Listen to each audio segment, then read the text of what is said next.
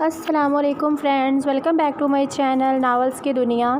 تو فرینڈز، ہم اپنے ناول کا نیکسٹ پارٹ سٹارٹ کرتے ہیں۔ فرینڈز، یہ ناول تو لمبا ہی ہوتا چلا جا رہا ہے اور بہت انٹرسٹنگ بھی ہو رہا ہے۔ آئی ہوپ کہ آپ سب ویورز جو سنتے ہیں میرا ناول ان کو اچھا لگتا ہے، پسند آتا ہے، تو یہ ناول کی کہانی آگے اور بھی انٹرسٹنگ ہو جائے گی۔ تو آپ ہمارے ساتھ جڑے رہیے، بنے رہیے اور ناول سنیے۔ اور اگر آپ کے پاس کوئی اچھا ناول ہے تو وہ ضرور مجھے کمنٹ میں بتائیے، نیکسٹ وہی ناول سٹارٹ کیا جائے گا۔ تو آپ کا ٹائم ویسٹ کیے بنا ہم ناول سٹارٹ کرتے ہیں۔ اذلان اور آفرین جب سمندر کنارے چلتے چلتے تھک گئے تب آفرین کی نظر پانی پوری والے پر گئی۔ اس کو وہ دن یاد آ گیا جب دانیال اور وہ سمندر پہ تھے اور آفرین نے اس سے پانی پوری کی فرمائش کی تھی۔ آفرین پانی پوری والے کو دیکھ رہی تھی جب اذلان نے اس کی نظروں کا نوٹس لیا۔ پانی پوری کھانی ہے تمہیں؟ ہاں، بہت پسند ہے مجھے۔ آفرین ہوا سے اڑتی ہوئی اپنی پلیٹ کو پیچھے ہٹائے بولی، اچھا چلو۔ اذلان اس کو پانی پوری والے کے پاس لے گیا اور آفرین نے جب ایک پلیٹ دیکھی تو اذلان کو دیکھا۔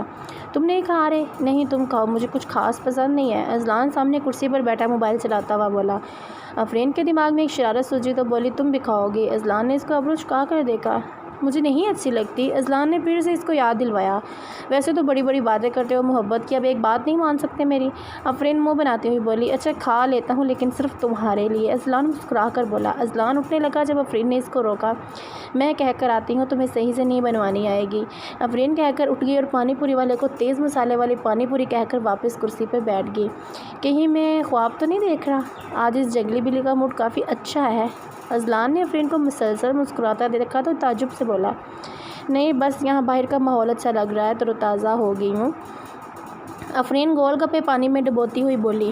پانی پوری والے نے اذلان کے سامنے پلیٹ رکھ دی جس کو اذلان عجیب تاثرات لیے دیکھ رہا تھا۔ میرا تم جیسا اتنا بڑا منہ نہیں کہ یہ ساری جا سکے۔ اذلان آفرین کو دیکھتا ہوا بولا جو پانی پوری کھانے میں مگن تھی۔ کھاؤ کھاؤ، بڑے مزے کی ہے۔ آفرین کے منہ میں پانی پوری تھی تو وہ منہ پر ہاتھ رکھتے ہوئے اذلان سے بولی۔ اذلان نے جیسے ہی پانی پوری منہ میں ڈالی وہ یکدم سے کھانسنے لگا اور تیز مرچوں کی وجہ سے اس کی آنکھیں نم ہو گئیں۔ آفرین تھوڑی دیر اس کو مزے سے دیکھتی رہی، پھر پانی کا گلاس اس کے سامنے کیا۔ اذلان نے جھٹ سے پانی منہ میں ڈالا، یہ کیا کھلا دیا تم نے مجھے؟ آفرین پہ بھڑکتا ہوا بولا، میں نے کیا کیا؟ مجھے تھوڑی پتہ تھا کہ تم مرچوں کے اتنے کچے ہو۔ آفرین لاپرواہی سے بولی اور بہت مشکل سے ہنسی دبائی ہوئی تھی۔ اذلان کا چہرہ جو کہ سرخ ہو رہا تھا، اس کی حالت پہ ہنسی آ رہی تھی۔ تم بھی کھاؤ یہ بکواس چیزیں۔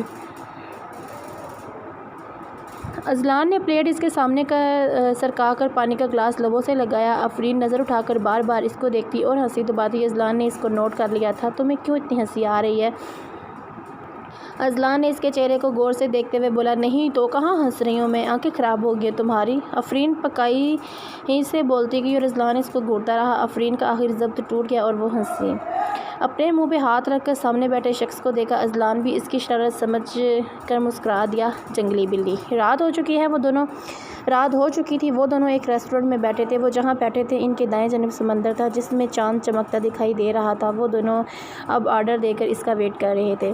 سمندر میں چمکتی روشنیوں سے سمندر کو اور خوبصورت بنا دیا تھا۔ چاند اچھا لگتا ہے تمہیں؟ اذلان جو کرسی پر بیٹھا ہوا تھا وہ اوپر چاند کی طرف دیکھتا ہوا بولا۔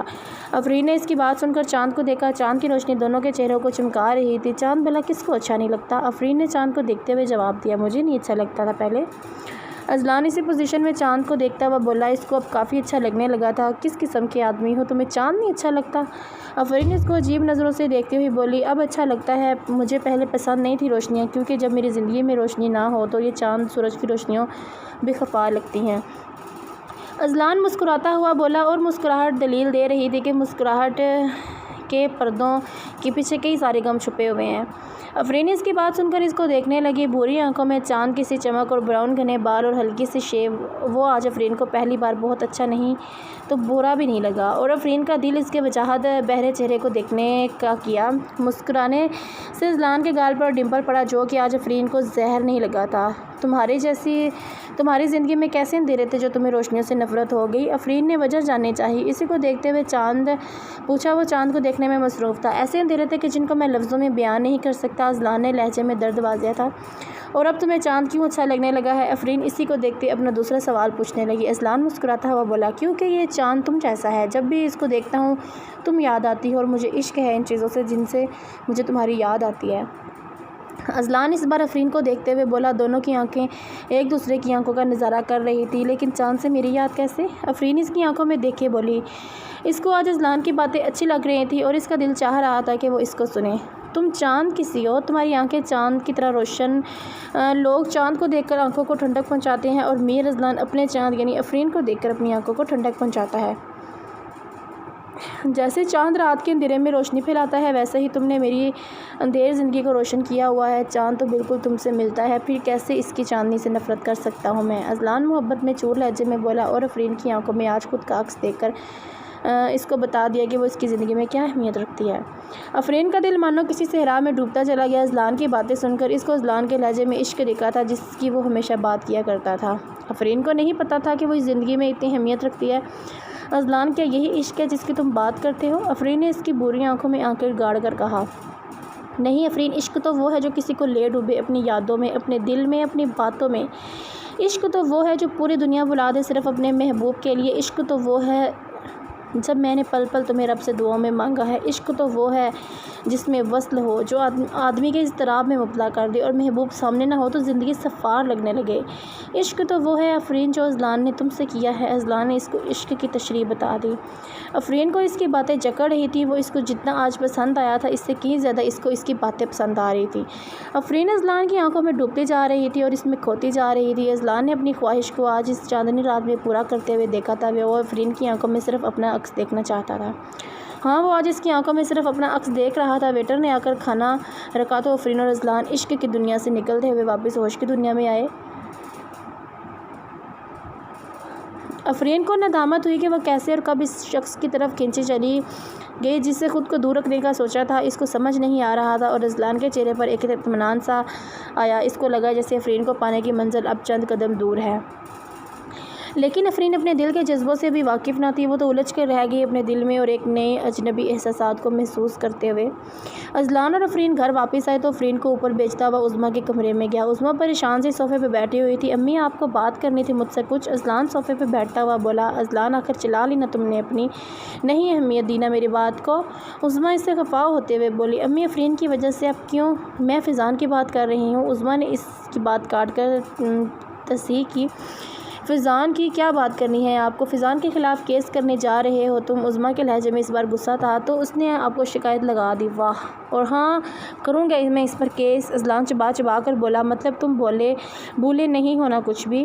ابھی سب کچھ ٹھیک ہوا ہی ہے۔ تم پھر سے کیوں آخر خاندان کو ایک بار پھر تباہ کرنے پہ تلے ہو؟ تباہ میں کر رہا ہوں؟ اور اس کا کیا؟ جب سالوں پہلے اس نے مجھے میری فیملی کو تباہ کیا تھا۔ اور کون سے خاندان کی بات کر رہی ہیں آپ امی؟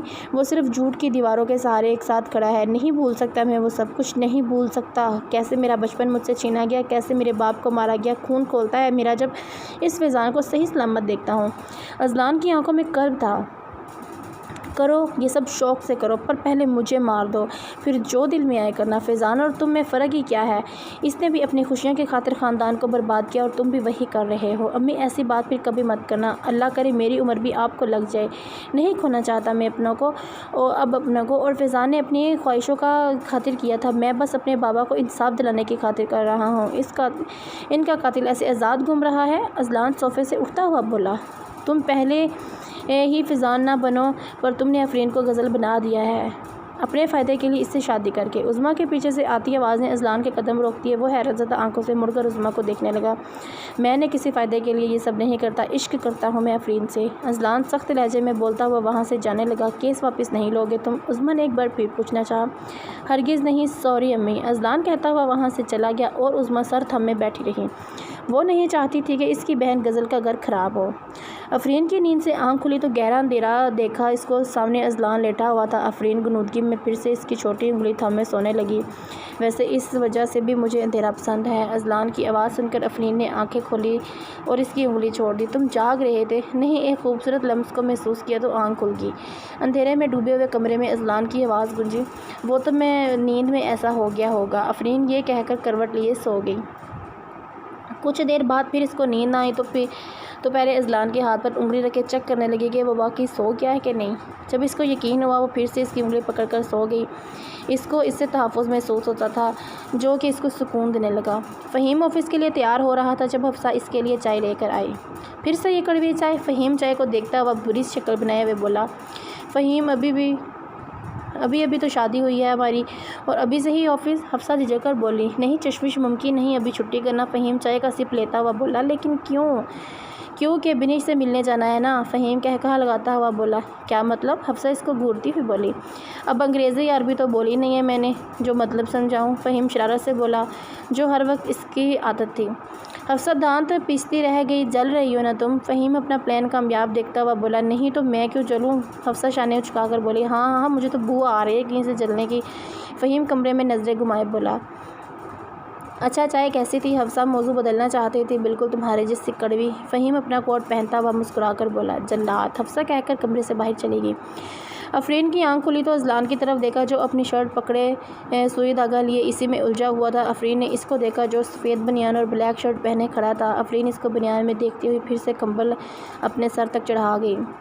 اذلان نے اس کو یوں کرتے ہوئے دیکھ لیا تھا۔ زیادہ ایکٹنگ مت کرو اب اور اٹھ کر مجھے بٹن لگا کر دو۔ اذلان اپنی شرٹ سے خفا ہو کر اس کو بیڈ پر پھینکتا ہوا بولا۔ میں نہیں لگا رہی کوئی بٹن۔ افرین کی کمبل سے آواز آئی تو اذلان نے اس کی ضد سے تنگ آ کر اس کا کمبل کھینچا۔ افرین جھنجھلا کر اٹھ بیٹھی۔ حد سے زیادہ بدتمیز ہو تم اذلان۔ ہاں مجھے معلوم ہے، اب آؤ یہ بٹن لگا کر دو جلدی، کوئی تو کام آ جاؤ میرے۔ اذلان شرٹ کو دیکھتے ہوئے خفگی سے بولا۔ کوئی اور شرٹ پہن لو۔ افرین اپنی آنکھوں پر ہاتھ رکھتے ہوئے بولی۔ اذلان کو وہ اس طرح بہت اچھی لگی۔ نہیں اب چینج نہیں کروں گا، لیٹ ہو گیا ہوں، جلدی سے لگا دو۔ اذلان اس کو دیکھتا ہوا مسکرا کر بولا۔ پہلے شرٹ پہنو، میں ایسے نہیں لگانے والی بٹن۔ افرین اس کی آنکھوں پر ہاتھ رکھے بولی۔ اف اللہ ایک تو تمہارے نخرے۔ اذلان شرٹ پہنتا ہوا بولا۔ افرین سوئی دھاگا لیے اس کے سامنے کھڑی ہوئی تو اذلان کے سینے تک آ رہی تھی۔ وہ بٹن بمشکل لگا پا رہی تھی، اس کو یہ کام نہیں کرنا آتا تھا۔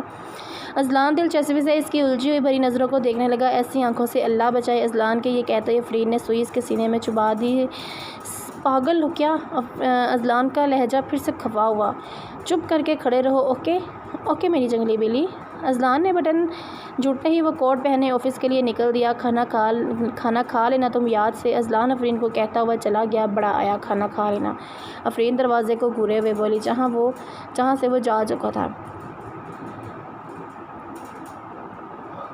فہیم آفس سے لوٹا تو اس کے چہرے پر پریشانی نمایاں تھی اذلان کی باتوں کی وجہ سے۔ اذلان نے آج اس کو ساری فیضان اور اپنی ملاقاتوں کی ریکارڈنگ سنوائی تھی۔ وہ اذلان سے اپنے باپ کے خلاف لڑنے کا وعدہ کر آیا تھا، پر دل میں باپ کی محبت کو وہ دبا نہیں پایا۔ وہ یہی سوچنے گا کیسے ان کے خلاف جائے گا، لیکن غلط ہوتا ہے۔ سچ تو یہ بھی تھا کہ اس کا باپ قاتل ہے۔ وہ پریشان ہوتے ہوئے ٹائی کی ناٹ ڈھیلی کرتا بیڈ پر بیٹھا اور حفصہ جو کہ صوفے پر بیٹھی کوئی کتاب میں گم تھی، فہیم نے اس کو ایک نظر اٹھا کر بھی نہیں دیکھا تھا وہ کمرے میں بیٹھی بھی ہے یا نہیں۔ حفصہ کو اس پہ غصہ آیا جو کہ صبح سے اس کی صبح والی باتوں پر تھا۔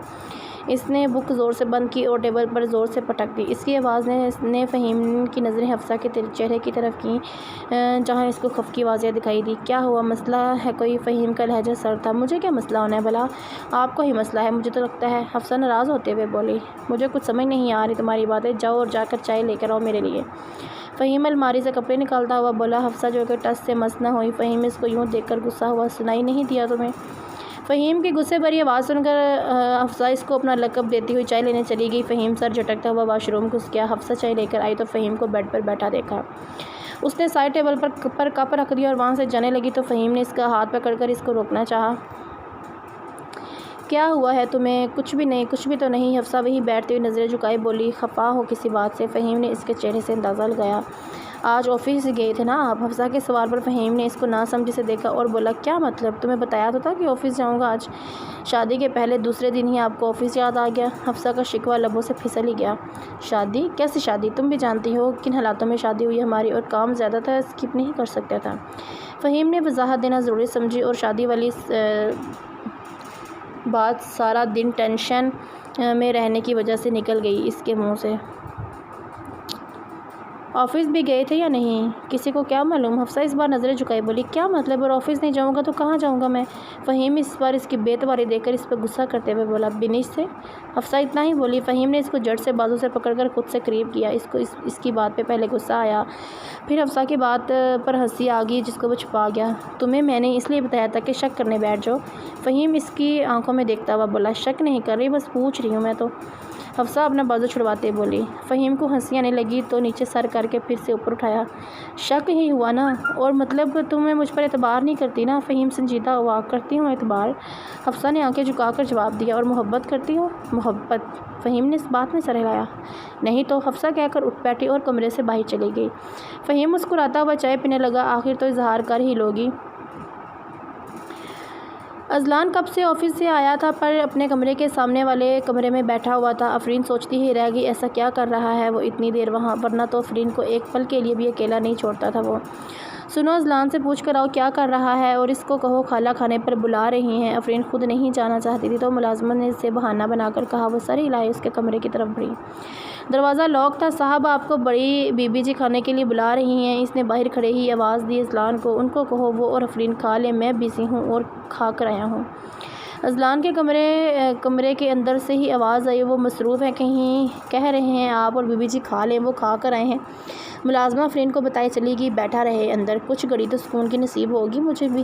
آفرین یہ کہہ کر لان میں چلی گئی۔ وہاں بہت سارا ٹہلنے کے بعد وہ بینچ پر بیٹھی آسمان کو تکنے لگی جہاں ستارے چمک رہے تھے۔ ٹھنڈ کا احساس ہوتے ہی وہ اپنے پہنے ہوئے سویٹر میں اور سما گئی۔ ناک سردی سے ہمیشہ کی طرح لال پڑنے لگی تھی۔ وہ آنکھیں بند کیے بیٹھی رہی جب اذلان اس کی طرف آیا اور بینچ کے سامنے کھڑا ہو کر اس کو تکنے لگا۔ لمبی سی پلکوں کی جالر نے اس کی خوبصورت آنکھوں کو چھپا رکھا تھا، گلابی لب آپس میں بیچے ہوئے تھے اور اس کی سرخ ناک۔ میرے خوابوں سے نکل آؤ اب، اذلان نے اس کی ناک چھوتا ہوا بولا اور اس کے سامنے بیٹھ گیا۔ تمہارے خواب میں دیکھ ہی نہ لوں؟ آفرین برا سا منہ بنائے بولی۔ دیکھو گی ایک دن، فکر ناٹ۔ یہ لو تمہارے لیے فون لایا تھا، دینا اب یاد پڑا۔ اذلان اس کو فون تھماتے ہوئے بولا۔ آفرین فون آن کیے اس کو دیکھنے لگی۔ ویسے کمرے میں کیا کر رہے تھے تم اتنی دیر؟ آفرین نے فون میں دیکھتے ہوئے سوال کیا۔ تھا کچھ کام۔ اذلان نے پوری بات اس کو بتانا ضروری نہ سمجھی۔ یہ کیا ہے؟ آفرین اس کے آگے موبائل کی سکرین کرتی بولی جس میں اذلان نے اپنا نمبر ڈیئر شوہر کے نام سے سیو کیا ہوا تھا۔ میرا نمبر اور کیا؟ اذلان شانے اچکائے بولا۔ آفرین اس کو گھورتی ہوئی پھر سے موبائل کو دیکھنے لگی اور اس کا نام مٹا کر ڈھیٹ کے نام سے سیو کیا۔ اب پرفیکٹ ہے۔ آفرین اس کو اس کا نام دکھاتے ہوئے بولی تمہارا ہی ہوں، جس بھی نام سے پکار لو۔ اذلان نے گہرا سانس لیتے ہوئے کہا۔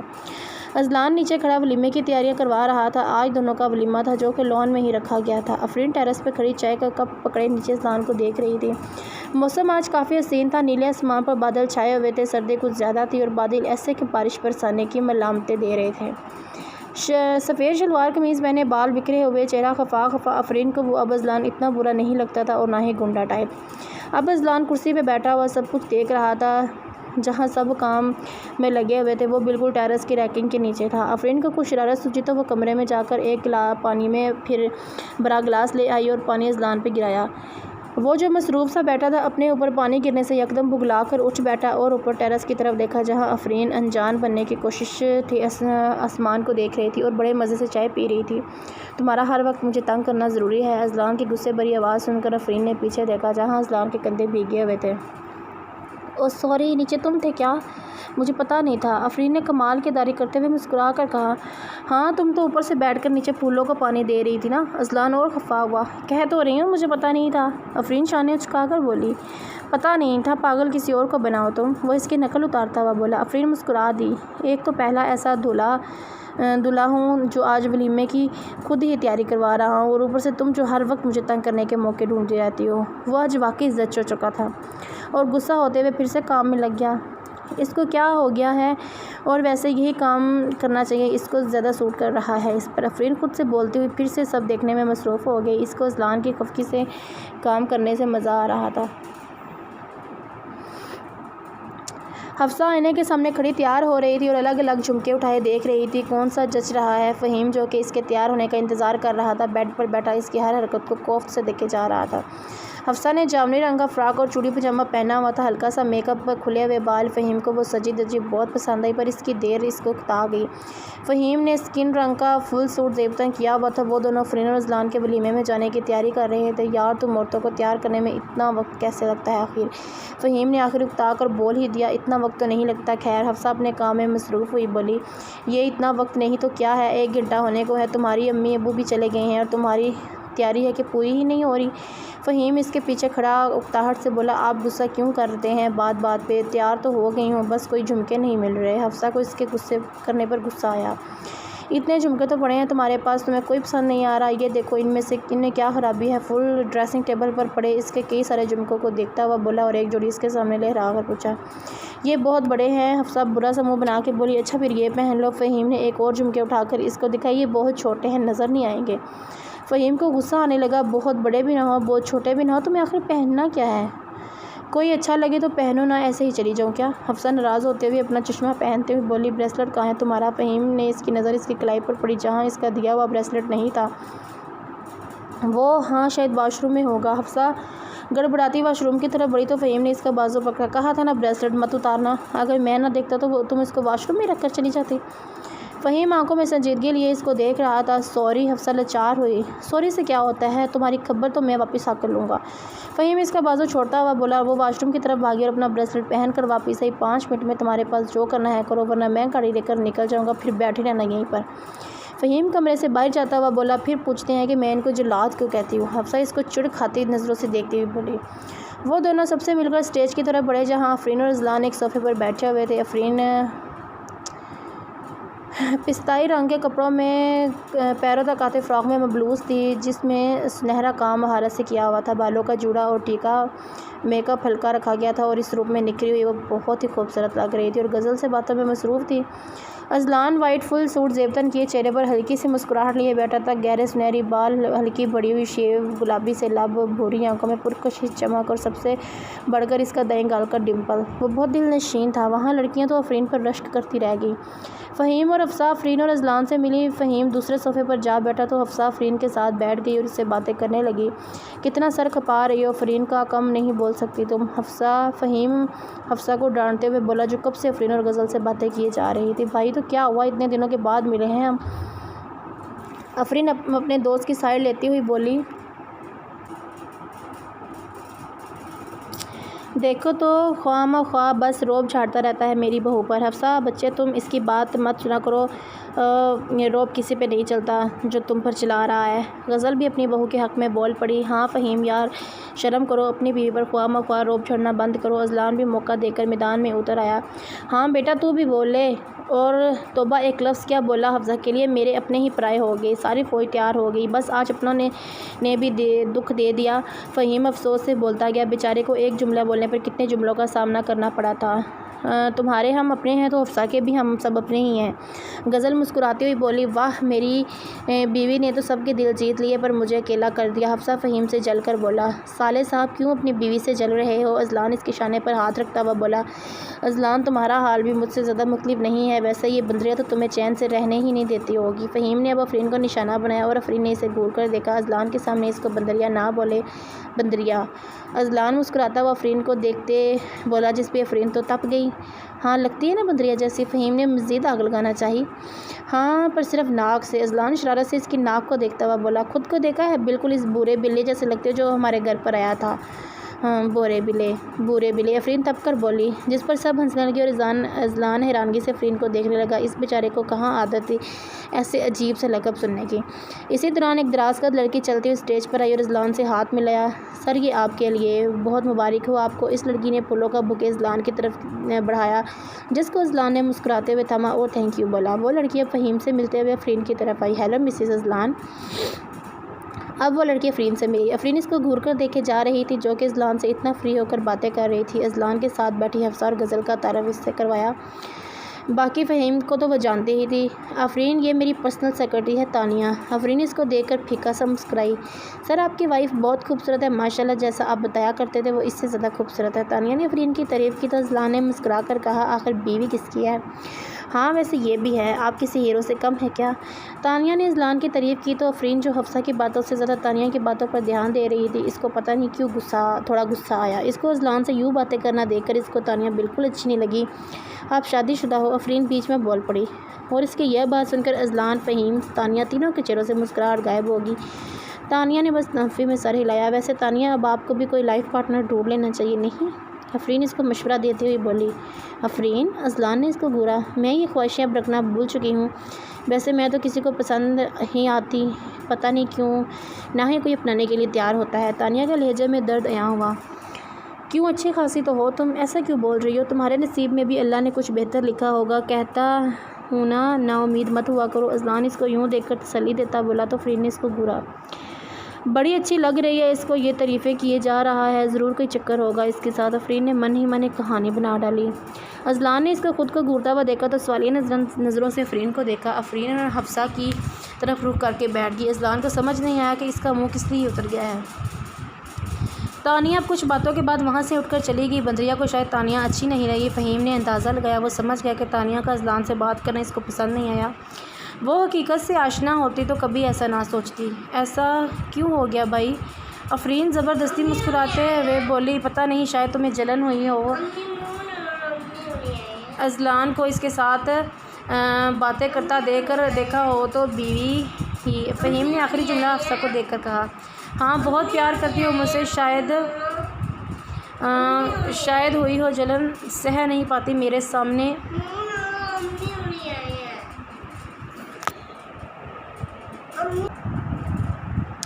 ہاں شاید ہوئی ہو جلن، مجھ سے بہت پیار کرتی ہے، سہ نہیں پاتی میرے سامنے کسی کو، بس کیا بتاؤں تمہیں فہیم؟ اذلان نے موقع پر چوکا مارتے ہوئے کہا۔ آفرین بکلا کر فہیم غزل حفصہ کو دیکھے گی جو اسی کو دیکھ کر مسکرا رہے تھے۔ کچھ زیادہ ہی بدتمیز نہیں ہوتے جا رہے تم؟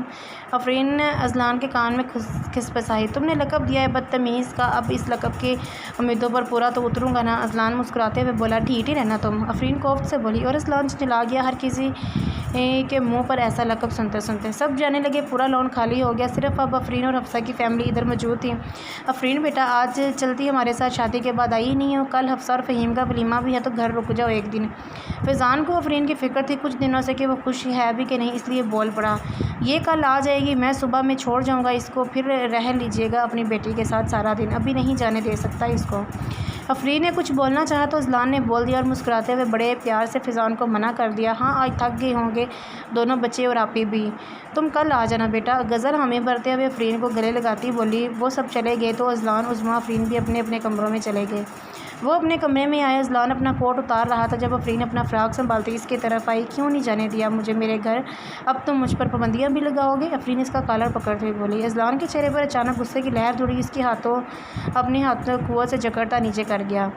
میری کالر تک دوبارہ جانے کی کوشش مت کرنا، پہلی غلطیاں بھی بھولا نہیں ہوں میں کروں گی، ایک بار نہیں بار بار کروں گی، تم کیا کر لو گے؟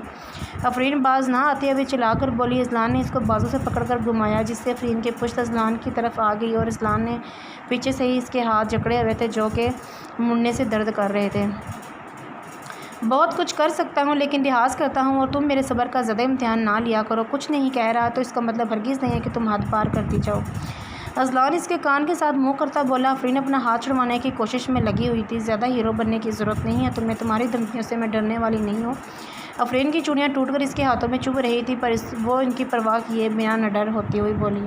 میں تمہارے سامنے ہی نرم پڑ جاتا ہوں کیونکہ دل پر راج ہے تمہارا، ورنہ تم مجھے جانتی نہیں ہو بھی۔ اذلان نے اس کے ہاتھ پر اور زور دیتا ہوا بولا۔ اذلان چھوڑو مجھے، آفرین کرائی۔ کیوں اتنی ہی ہمت ہے تم میں؟ ختم ہوگی ہمت تمہاری؟ اذلان اس کو دلچسپ نظروں سے دیکھتے ہوئے بولا۔ مجھے درد ہو رہا ہے اذلان۔ آفرین کی آنکھوں میں اب آنسو آ گئے۔ اذلان نے اس کے ہاتھوں کو دیکھا جہاں چوڑیاں چبھنے سے ہلکا سا خون رس رہا تھا اور اس کے خود کے ہاتھ بھی ہلکے سے زخمی تھے جہاں آفرین کی ہی چوڑیاں چبھی تھیں۔ اذلان نے اس کے ہاتھوں پر نظر ڈالی تو جھٹ سے اس کے ہاتھ چھوڑ دیے۔ بدتمیز انسان ہو تم، بہت صحیح سوچ رکھتی ہوں میں تمہارے لیے۔ آفرین پھر سے اس پر برس پڑی جس پر اذلان کو غصہ آ گیا۔ تم سدھرنے والی چیز ہی نہیں۔ اذلان یہ کہتے ہی بیڈ پر بیٹھ گیا اور سگریٹ پینے لگا۔ افرین اس کو گھورتی ہوئی واش روم جانے لگی تو اس کو اذلان کی آواز نے روکا۔ کہاں جا رہی ہو؟ بھاڑ میں ہی جا رہی ہوں، چلو گے؟ افرین پیچھے مڑ کر اس کو دیکھتی ہوئی چلائی۔ سیدھا جواب نہیں دے سکتی تھی تم؟ اور خبردار جو آج رات کی ڈریس چینج کیا تو۔ اذلان چلتا ہوا اس کے پاس کھڑا اس کی آنکھوں میں آنکھیں ڈالتا افرین کو وارن کرنے لگا۔ پر میں کروں گی چینج؟ افرین یہ کہتے ہی واش روم کی طرف بڑھنے لگی۔ اذلان نے غصے میں اس کا ہاتھ پکڑا اور کھینچنے کی وجہ سے افرین کا توازن برقرار نہ رہ سکا اور وہ زمین بوس ہو گئی اور اذلان کو گھورنے لگی۔ اذلان اس کو سنجیدہ نظروں سے دیکھنے لگا اور اس کے ساتھ نیچے زمین پر بیٹھ گیا۔ افرین اس کے قریب بیٹھنے سے پیچھے ہٹتی ہٹتی بیڈ سے جا لگی۔ اذلان اس کے قریب اور قریب ہوتا ہوا زمین پر اس کے ہاتھ پر اپنا ہاتھ رکھ دیا اور دوسرے سے اس کی آگے کی آتی لٹ کو انگلیوں سے چھوتا ہوا بولا، تم میری بات کیوں نہیں مانتی پیار سے؟ تم مجھے مجبور کرتی ہو کہ میں کچھ غلط کروں۔ اذلان نے لہجہ اس بار دھیما رکھا۔ کمرے میں صرف ایک لیمپ جل رہی تھی جس میں سنہری سی روشنی پھیلا رکھی تھی کمرے میں، اور باقی اندھیرا ہوا رکھا تھا۔ شیشے کے ٹیرس کے دروازے سے چاند کی روشنی چلک رہی تھی، وہ جو چاند ہر وقت ان کی نزدیکیوں کا گواہ بنا ہوا ہے۔ اس اندھیرے کمرے میں بھی افرین اذلان کی بری آنکھوں کی چمک صاف دیکھ سکتی تھی، ایسی چمک جو افرین کو ان آنکھوں میں دیکھنے پر مجبور کر رہی تھی۔ وہ اپنی کانچ سی آنکھوں سے ان چمکتی آنکھوں کو دیکھے جا رہی تھی اور اذلان کے ہاتھوں کا لمس اپنے چہرے پر محسوس کرتے ہوئے آنکھیں بند کر گئی۔ اذلان نے جواب نہ پا کر اپنے ہاتھ اس کے چہرے سے ہٹا دیا۔ بولو نا، خاموش کیوں ہو؟ کیوں میری بات نہیں مانتی تم؟ اذلان نے اپنا سوال دوبارہ دہرایا۔ افرین نے آنکھیں کھول کر سامنے بیٹھے شخص کو دیکھا جس کے سامنے وہ کمزور پڑتی جا رہی تھی۔ اذلان، ہٹو، میری کلائی میں جلن ہو رہی ہے۔ افرین اس کا ہاتھ اپنے ہاتھ سے ہٹاتے ہوئے بولی، جو کہ اس کے ہاتھ کے اوپر ابھی بھی رکھا ہوا تھا پر وہ ہٹا نہ سکی۔ وہ اس کو خود سے دور رکھنا چاہتی تھی، وہ نہیں چاہتی تھی کہ وہ اس کی کمزوری بن جائے۔ اذلان نے اس کا ہاتھ پکڑ کر دیکھا جہاں کافی کٹس لگ گئے تھے اور ہلکا سا خون رس رہا تھا۔ اس لیے کہتا ہوں کہ میری بات مان لیا کرو ورنہ تمہیں ہی تکلیف ہوتی رہے گی۔ اذلان اپنی پینٹ کی جیب سے رومال نکالتا ہوا افرین کی کلائی میں باندھتے ہوئے بولا تو افرین کی بھی نظر اس کی ہتھیلی پر جا لگی جہاں اس کی چوڑیاں ٹوٹنے سے ہلکے سے زخم اس کے ہاتھ پر بھی لگے تھے۔ تمہارے ہاتھوں پر بھی چوٹیں ہیں؟ افرین بھی ساختہ بولی، میرا خیر ہے تمہیں زیادہ تکلیف تو نہیں ہو رہی؟ اذلان نے رومال باندھ کر اس کی آنکھوں میں دیکھتے ہوئے کہا، کیسا آدمی ہے، خود کا ہاتھ زخمی ہے اور میری پٹی کر رہا ہے، خود درد برداشت کر رہا ہے پر میرے درد کی فکر ستائی ہوئی ہے۔ افرین اس کو دیکھتے ہی من سوچنے لگی، آج کل کچھ زیادہ ہی گھور رہی ہو، مجھے نوٹ کر رہا ہوں میں۔ اذلان نے اس کو یوں دیکھا تو ابرو جھکا کر بولا۔ افرین گڑبڑا گئی اور چہرہ دوسری طرف موڑ لیا۔ نہ، نہیں ہو رہی تکلیف، بس ٹھیک ہوں، افرین جلدی سے بولی۔ اذلان اس کو دیکھتا ہی گیا۔ اس کو وہ گھبراتی ہوئی اچھی لگی جو گھبراہٹ سے اپنے لب کچل رہی تھی، آنکھوں میں حیا تھی اور وہ سجی ہوئی اس روپ میں اذلان کو خود سے مزید دیوانہ کر گئی۔ بہت خوبصورت ہو تم، اذلان نے اس کو دیکھتے ہوئے کہا۔ افرین نے جھٹ سے اس کو دیکھا، وہ بت بنا اسی کو دیکھ رہا تھا۔ وہ آنکھیں جھکا گئی۔ یہ آنکھیں جھکا کے رکھا کرو، میرا خود پر اختیار نہیں رہتا جب ان سرمئی آنکھوں میں دیکھتا ہوں۔ اذلان اس کی پلکوں کو انگلیوں سے چھوتا ہوا بولا۔ افرین کی پلکیں لرز رہی تھیں، وہ لرز اذلان اپنی انگلیوں پر محسوس کر پا رہا تھا۔ افرین نے اس کا ہاتھ جھٹک ڈالا اور اپنی آنکھیں بند کر دی۔ میرے قریب آنے سے تم آنکھیں بند کیوں کر لیتی ہو؟ کیونکہ تمہارے قریب رہنے سے میرے دل میں کچھ عجیب سا ہونے لگتا ہے۔ افرین آنکھیں کھولے بے اختیار بولی۔ عجیب سا مطلب کیسا؟ اذلان پتلی سکڑتا بولا۔ مطلب لگتا ہے کہ دل کی دھڑکن بے ترتیب ہو گئی ہے اور سانس تک لینا مشکل ہو جاتا ہے۔ افرین خفگی سے اس کو دیکھتے ہوئے بولی، واقعی ایسا ہوتا ہے؟ اوہ نو، مجھے خطرے کی گھنٹی سنائی دے رہی ہے، یہ وہی خدشات ہیں؟ اذلان پریشانی کی ایکٹنگ کرتا ہوا ہونٹوں کو سیٹی کی شکل دیتا اس پہ انگلی رکھتا ہوا بولا، خطرہ؟ کیسا خطرہ اور کیسے خدشات؟ افرین پریشانی سے بولی۔ سمٹم، یہ تو سمٹم ایک بہت بڑی بیماری کے سمٹم ہیں۔ اذلان اس کو ڈراتا ہوا بولا جس میں وہ کامیاب ہو گیا۔ افرین کے چہرے پر ڈر کے رنگ ظاہر تھے۔ بیماری ہے مجھے کوئی؟ کیسی بیماری؟ بتاؤ جلدی اذلان، وہ گھبراتے ہوئے بولی۔ عشق کی بیماری، جو کہ ہونے کے سمٹمز ظاہر ہو گئے ہیں۔ بس افرین، تمہیں میر اذلان سے محبت ہو رہی ہے؟ اذلان مسکراتا ہوا بولا، پہلے کہتے ہو عشق کی بیماری ہے، پھر کہتے ہو کہ محبت ہو رہی ہے، پہلے ڈیسائیڈ کر لو کہ عشق کی بیماری ہے یا محبت کی۔ افرین اس کی بات میں ہی الجھی ہوئی تھی۔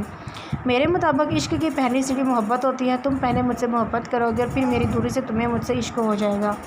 اذلان اس کی فراق کی ڈیزائن پر ہاتھ چلاتا ہوا بولا جو کہ گھیر دار تھا اور فرش پر پھیلا ہوا تھا، ایسا کچھ نہیں ہے، مجھے تم سے کچھ نہیں ہونے والا، ورنہ تو مجھے دانیال سے محبت تھی، اس وقت تو ایسا کچھ نہیں تھا۔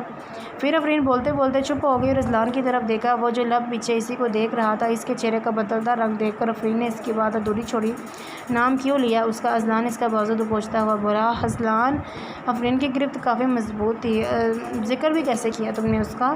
اذلان اب چلا کر بولا۔ پیشانی پر بل اور اس کی گردن کی رگیں افرین کو چٹی دکھائی دیں اور اس کے چلانے سے سہم گئی۔ لگی۔ اذلان اٹھا اور بازو سے پکڑ کر افرین کو بھی اٹھایا اور ٹیرس کی طرف لے جانے لگا۔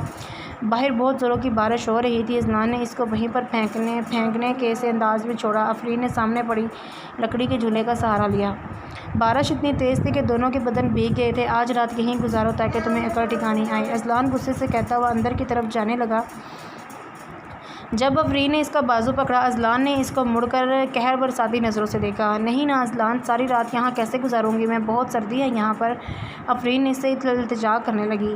اذلان اپنا بازو چھڑواتا اندر چلا گیا، شیشے کے دروازہ اندر سے بند کرنے لگا۔ افرین شیشے کا دروازہ بجاتی